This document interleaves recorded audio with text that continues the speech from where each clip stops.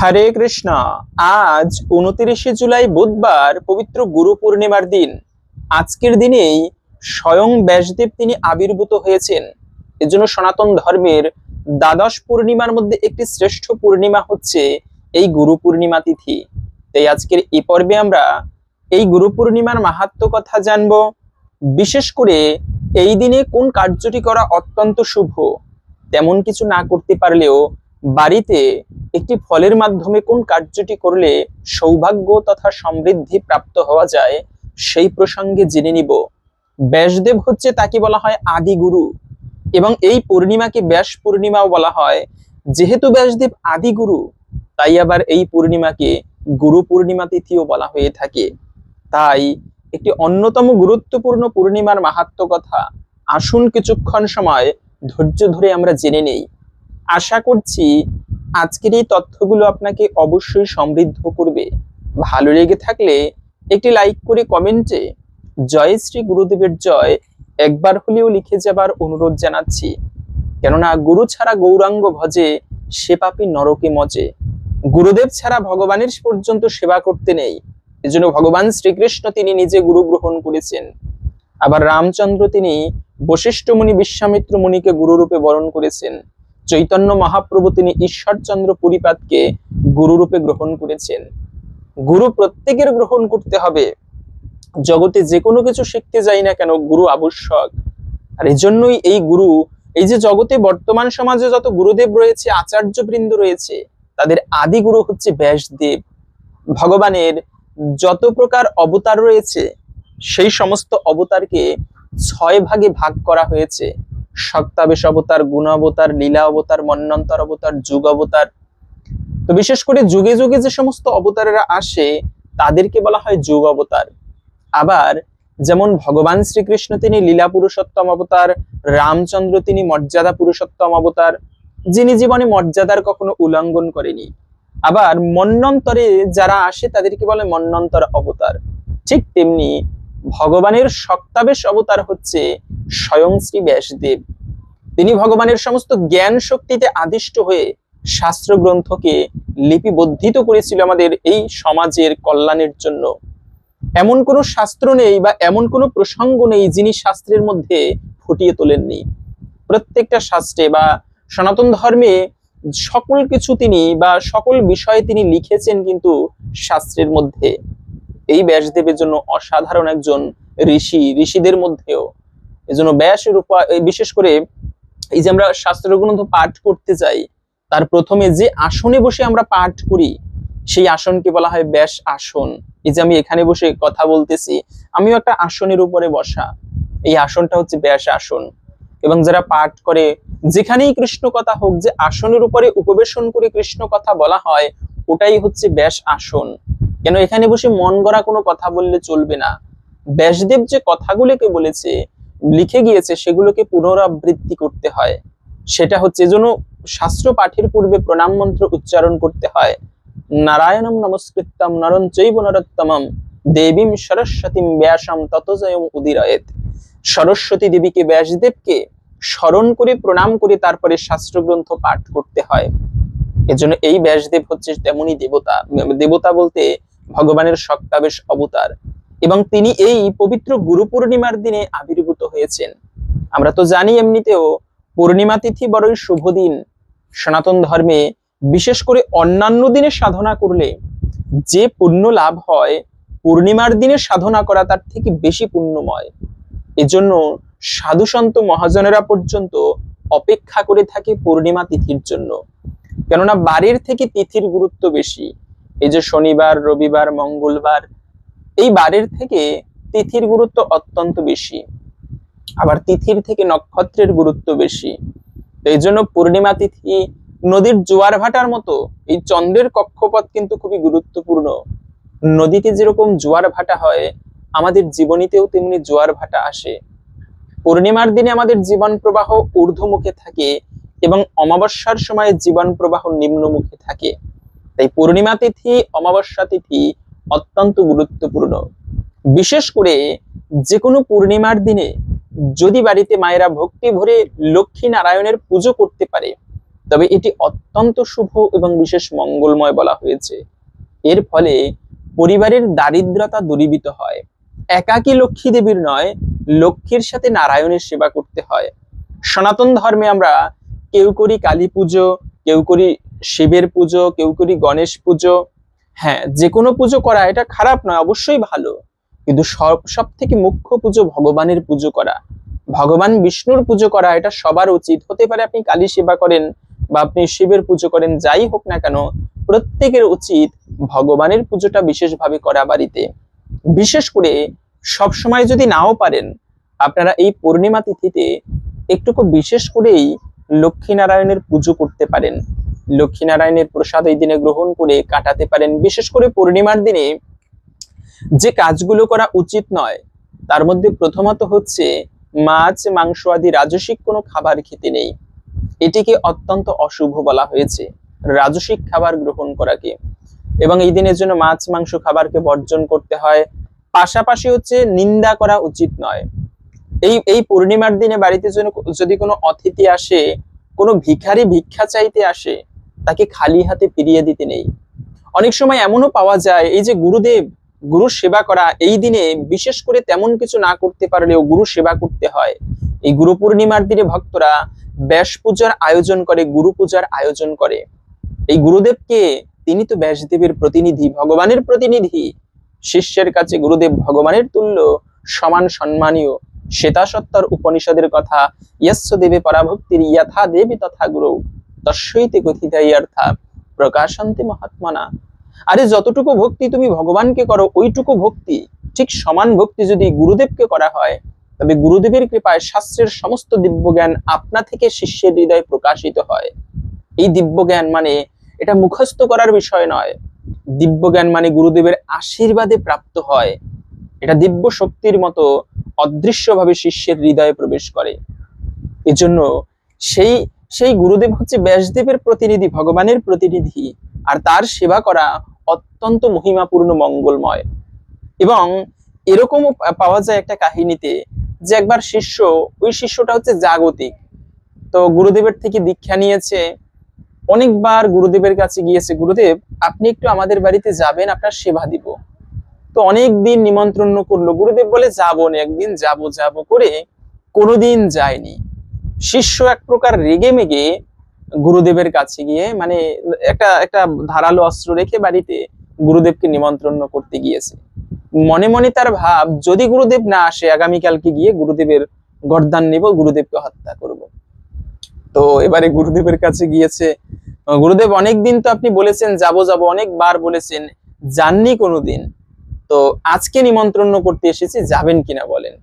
তো গুরুদেব তো অন্তর্যামী, তিনি বলতে লাগলো, বাড়িতে যে অস্ত্র রেখেছো, না গেলে কি করে হবে, আমি অবশ্যই যাব।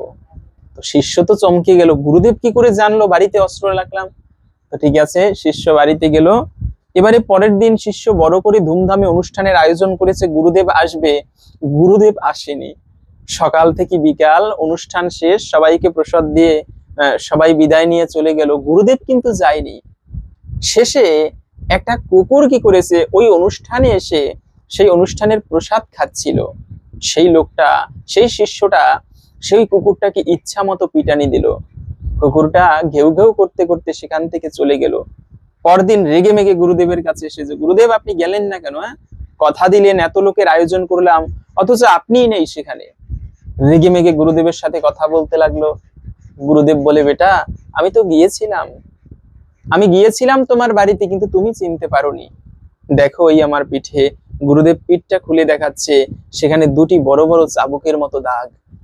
শিষ্য বুঝতে পারলো, বলে কুকুর রূপে গিয়েছিলাম, কিন্তু তুমি আমাকে চিনতে পারোনি, অবজ্ঞা করেছো। এজন্য এই যে আমরা ভগবানের, এই যে জীবের সেবা, জীবের রূপে অনেক সময় ভগবান আমাদের পরীক্ষা করে। বিশেষ করে এই যে লক্ষ্মী পুজো করি, সেই মা লক্ষ্মী অনেক সময় ভিখারির বেশি পরীক্ষা করতে আসে। আমরা কখনো কখনো তাকে অতিথি নারায়ণ জ্ঞানে সেবা করে সৌভাগ্য প্রাপ্ত করি, অবহেলা করে সেই দুর্ভাগ্য লাভ করি। এর জন্য বাড়িতে যদি কোনো শুভ দিনে, শুভ দিন শুধু নয়, যে কোনো সময় যদি কোনো অতিথি ব্রাহ্মণ বৈষ্ণব আসে, সাধ্যমতো সেবা দেওয়া উচিত। আপনার যেমন সামর্থ্য আছে সেই রকম ভাবে সেবা দিতে হয়, তা না হলে এটি গৃহস্থের জন্য অকল্যাণ। পাশাপাশি অনেকে বলে যারা গুরুদেবের থেকে দীক্ষা নেয়নি তারা কি করবে এই দিনে? আপনারা এই দিনে বৈষ্ণব সেবা দিতে পারেন, যদি সামর্থ্য থাকে সাধ্য অনুযায়ী বাড়িতে বৈষ্ণব সেবা দিতে পারেন। এটি অত্যন্ত শুভ এবং বিশেষ মঙ্গলময় বৈষ্ণব সেবা দেওয়া। তো যদি দীক্ষা না নিয়ে থাকেন, প্রত্যেকের উচিত শীঘ্রই গুরুদেবের চরণাশ্রিত হওয়া। কেন শাস্ত্রে বলা আছে, অদীক্ষিতস্য বামরু কৃতম সর্বম নিরর্থকম পশুজনিম অবাপ্নতি দীক্ষা বিরহিতম জনা। অদীক্ষিত ব্যক্তির সকল ধর্মকর্ম নিরর্থক হয়ে যায় এবং সে ব্যক্তি মৃত্যুর পরে পশুজনি প্রাপ্ত করে দীক্ষা বিরহিত ব্যক্তি। তো এজন্য প্রত্যেকের শীঘ্রই গুরুদেবের, সৎ গুরুদেবের, এখন গুরুদেবের সমাজে অভাব নেই, ভুরি ভুরি গুরুদেব। কেউ তার শিষ্যরা কোনো গুরুদেবকে ভগবান বলে জাহির করছে। হ্যাঁ, শিষ্য গুরুদেবের মানে গুরুদেব শিষ্যের কাছে ভগবানের মতো পূজনীয়, তিনি ভগবানের প্রতিনিধি, কিন্তু গুরুদেব কখনো ভগবান নন। যদি গুরুদেব বলে আমি ভগবান, তিনি ভণ্ড। কেন এক অহম দ্বিতীয় নাস্তি, ভগবান একজনই, দ্বিতীয় কেউ নেই। আর কোনো শিষ্যরও এটা প্রচার করা উচিত নয় আমার গুরুদেব ভগবান। গুরুদেব ভগবানের প্রতিনিধি, তিনি ভগবানের প্রেরিত দূত। সে গুরুরূপে ভগবান কৃপা করে শিষ্যদের, তার মানে কি গুরুদেব ভগবান হয়ে গেল নাকি? শিষ্যের কাছে গুরুদেব ভগবানের মতো সম্মানীয়, কিন্তু ভগবান নন। এজন্য বর্তমান সমাজে গুরুদেবের অভাব নেই, ভুরি ভুরি গুরুদেব ভগবান বলে কেউ জাহির করছে, কেউ আবার বলছে আমি যদি বাড়িতে আসি ঠাকুর সেবা করতে হবে না। তো এমন গুরুদেব নয়, যথাযথ সদ্গুরু যিনি নিজে সাধনা করে ওইরকম সদ্গুরুর সেবা করলে হয় প্রকৃত মঙ্গল। না হলে কামী গুরু ভোগী চেলা, দুইজনই নরকে গেলা। এজন্য কামী গুরুদেব তাদের সঙ্গ করা উচিত নয়। বিশেষ করে এই গুরু পূর্ণিমার দিনে আপনারা তেমন করে যদি সম্ভব হয় গুরুদেবকে নিমন্ত্রণ করে এনে বিশেষভাবে সেবা আদি দিতে পারেন। কেননা সাক্ষাৎ ভগবানের সেবা করলে ভগবান যতটা প্রসন্ন হয় তার থেকে অধিক প্রসন্ন হয় তার ভক্তের সেবা করার মাধ্যমে, বৈষ্ণবের সেবা করার মাধ্যমে। এজন্য মহাদেবকে মা পার্বতী বললেন একবার, হে দেবী, জগতে যত প্রকার আরাধনা আছে সব থেকে শ্রেষ্ঠ আরাধনা হচ্ছে ভগবান বিষ্ণুর উপাসনা করা। কিন্তু হে দেবী, তস্মাৎ পরতরম দেবী তদীয়ানাম সমর্চনাম, তার থেকেও শ্রেষ্ঠ উপাসনা হচ্ছে তার ভক্তের সেবা করা। এজন্য আপনারা বৈষ্ণব সেবা, ব্রাহ্মণ সেবা, মানে বিশেষ করে সেই গুরু সেবা, এটা অত্যন্ত শুভ এবং বিশেষ মঙ্গলময়। পাশাপাশি গুরু সেবা বলতে কি এই গুরুদেবকে সাক্ষাৎ তারা একটু সেবা করলাম সেটাই কি সেবা? না, গুরুদেব যে বাণী দিয়েছে সেই বাণীগুলো পালন করা, গুরুদেব যে মন্ত্র দিয়েছে সেই মন্ত্র প্রতিদিন জপ করা, এটাও গুরু সেবারই অঙ্গ। এভাবে করে প্রতিদিন গুরু মন্ত্র জপ করা আমাদের প্রত্যেকের উচিত। তো যাই হোক, এখন আসুন আমরা ধৈর্য ধরে জেনে নিচ্ছি এই পবিত্র গুরু পূর্ণিমার মাহাত্ম্য কথা। কেন সনাতন ধর্মে গুরু পূর্ণিমা তিথি এতটা গুরুত্বপূর্ণ, এবং এই পূর্ণিমায় মানে যারা ব্রত আদি করবে তারা কি ফল প্রাপ্ত করতে পারে, এই গুরু পূর্ণিমার মাহাত্ম্য কথা আসুন কিছুক্ষণ সময় ধৈর্য ধরে জেনে নেই। কেননা শ্রবণম মঙ্গলম, এর ফলে অনেকাংশেই আশা করি একটুকু হলেও এই গুরু পূর্ণিমার বিশেষ মাহাত্ম্য আমরাও প্রাপ্ত হতে পারবো। গুরু পূর্ণিমা সনাতন ধর্মে এক অত্যন্ত পবিত্র ও মহিমান্বিত তিথি। আষাঢ় মাসের পূর্ণিমা তিথিতে এই উৎসব পালিত হয়। এই দিনটি ব্যাস পূর্ণিমা নামেও পরিচিত, কারণ এই শুভ তিথিতেই জগৎ বিখ্যাত মহর্ষি ব্যাসদেবের আবির্ভাব হয়েছিল বলে শাস্ত্রে বর্ণিত আছে। তিনি সমগ্র মানব জাতির আধ্যাত্মিক জ্ঞানের ভান্ডারকে সুসংগঠিত করে আমাদের কাছে পৌঁছে দিয়েছিলেন। তাই এই দিন সকল গুরু, আচার্য এবং মহর্ষি ব্যাসদেবের প্রতি কৃতজ্ঞতা নিবেদন করা হয়। সনাতন ধর্মে গুরুর স্থান সর্বোচ্চ। শাস্ত্রে বলা আছে, তাই গুরুই ব্রহ্মা, গুরুই বিষ্ণু, গুরুই মহেশ্বর, গুরুদেবী পরম তত্ত্ব স্বরূপ। সেই গুরুদেবকে আমি প্রণাম করি। গুরু ছাড়া ঈশ্বর কৃপা লাভ সম্ভব নয়। গুরু অজ্ঞানরূপ অন্ধকার দূর করে জ্ঞানের আলো জ্বালিয়ে দেন। তাই গুরু পূর্ণিমায় শিষ্যরা গুরুদেবের চরণে প্রণাম করে আশীর্বাদ গ্রহণ করেন, গুরু পূজা করেন এবং আত্মশুদ্ধির সংকল্প গ্রহণ করেন। এই দিনটির আরেকটি বিশেষত্ব হলো মহর্ষি ব্যাসদেবের জন্মতিথি। তাই এই দিন ব্যাস পূজা করা হয়। যারা ভাগবত, মহাভারত, বেদ, উপনিষদ অধ্যয়ন করেন তারা বিশেষভাবে ব্যাসদেবকে স্মরণ করে থাকেন। মহর্ষি ব্যাসদেবের পিতা ছিলেন পরাশর এবং মাতা ছিলেন সত্যবতী। সত্যবতীর জন্মও ছিল অলৌকিক। তিনি একজন জেলের ঘরে লালিত পালিত হন। ছোটবেলায় তার শরীর থেকে মাছের গন্ধ বের হতো, তাই তার নাম হয়েছিল মৎস্যগন্ধা। তিনি নৌকায় মানুষ পারাপার করতেন। একদিন মহর্ষি পরাশর যমুনা নদী পার হওয়ার জন্য তার নৌকায় ওঠেন। সত্যবতীর অসাধারণ সেবা এবং বিনয় দেখে পরাশর মুগ্ধ হন। তিনি বুঝতে পারেন এই নারীর গর্ভ থেকেই এক মহাপুরুষ আবির্ভাব হবেন। সত্যবতী সমাজের ভয় প্রকাশ করলে পরাশর মুনি যোগ বলে চারদিক ঘন কুয়াশা সৃষ্টি করেন। তিনি সত্যবতীকে আশীর্বাদ করেন তার কুমারত্ব অক্ষুণ্ণ থাকবে, মাছের গন্ধ দূর হয়ে দেহ থেকে দিব্য সুগন্ধ বের হবে, তার গর্ভে জন্ম নেবে যুগশ্রেষ্ঠ মহাজ্ঞানী। পরাশরের বরেই সত্যবতীর দেহ থেকে 1 যোজন দূর পর্যন্ত সুগন্ধি ছড়িয়ে পড়তে লাগলো। তাই তার নতুন নাম হয় যোজন গন্ধা। যমুনার মাঝখানে একটি দ্বীপে সত্যবতী এক দিব্য পুত্রের জন্ম দেন। যেহেতু তিনি দ্বীপে জন্মগ্রহণ করেছিলেন, তাই তার নাম হয় দ্বৈপায়ন। তার বর্ণ ছিল শ্যামবর্ণ, তাই তিনি কৃষ্ণ দ্বৈপায়ন নামে পরিচিত হন। জন্মের পরই সেই দিব্য শিশু মুহূর্তের মধ্যেই যুবকের রূপ ধারণ করেন। তিনি মাকে প্রণাম করে বলেন, মা, যখনই আমাকে স্মরণ করবে আমি উপস্থিত হব। এরপর তিনি তপস্যায় হিমালয়ে চলে যান। পরবর্তীকালে এই ব্যাসদেব উপলব্ধি করলেন যে মানুষের স্মৃতিশক্তি এবং আয়ু ক্রমশ কমে যাচ্ছে। একসময় একটিমাত্র বিশাল বেদ মানুষের পক্ষে অধ্যয়ন করা কঠিন হয়ে পড়বে। তখন তিনি এক বেদকে 4 ভাগে বিভক্ত করেন: ঋক, সাম, যজু এবং অথর্ব। ব্যাস শব্দের অর্থ বিভাগকারী বা বিন্যাসকারী। বেদকে বিভক্ত করার জন্যই তিনি বেদব্যাস নামে অমর হয়ে আছেন। ব্যাসদেবের অবদান ভারতীয় ধর্ম, দর্শন ও সাহিত্যে অতুলনীয়।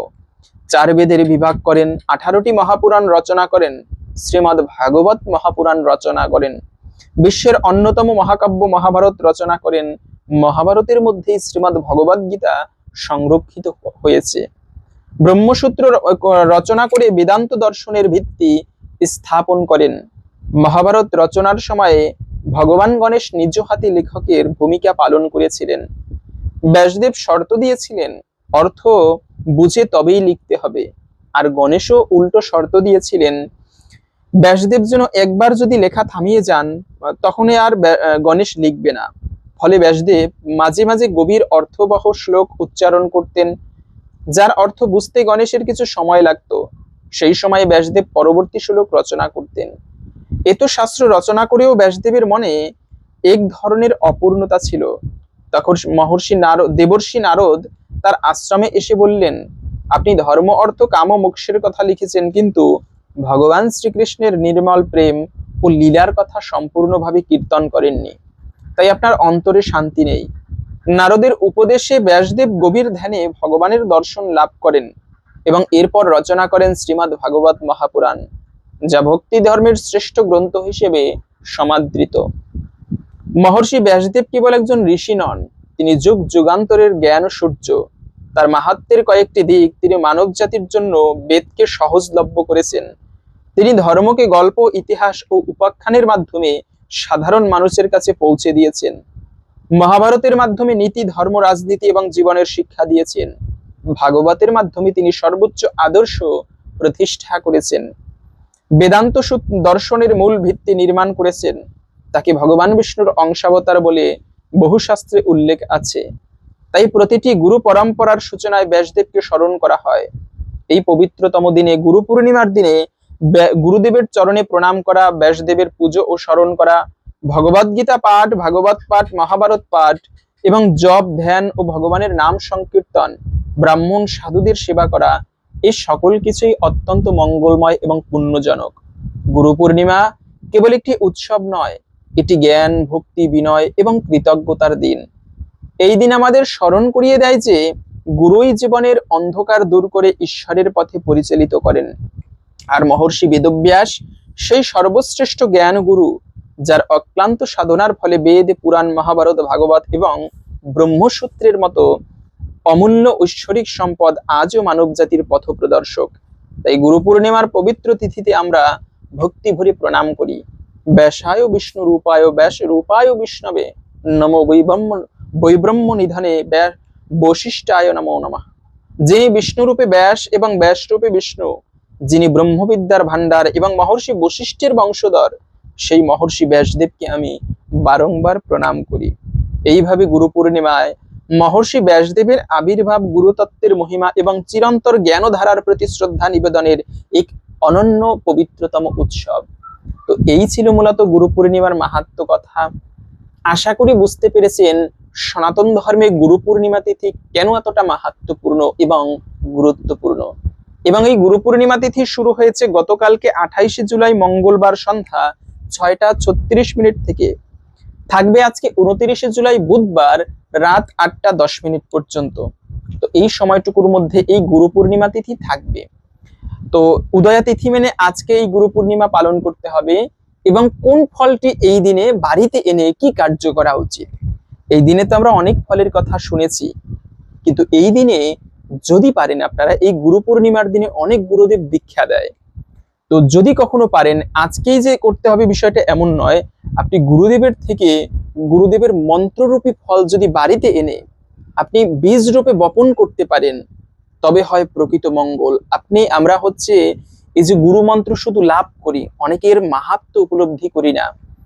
সনাতন ধর্মে এই যে তন্ত্রবিদ্যা, অপরকে বশীকরণ করা, মনোবাসনা পূর্ণ করা, দেবদেবীর আমরা কতভাবে পুজো করি যাতে মনোবাসনা পূর্ণ হয়, কিন্তু মনে রাখবে গুরুদেবের দেওয়া মন্ত্রে যে এত পাওয়ারফুল শক্তি, ওই মন্ত্রের দ্বারা এমন কিছু নাই যা করা যায় না।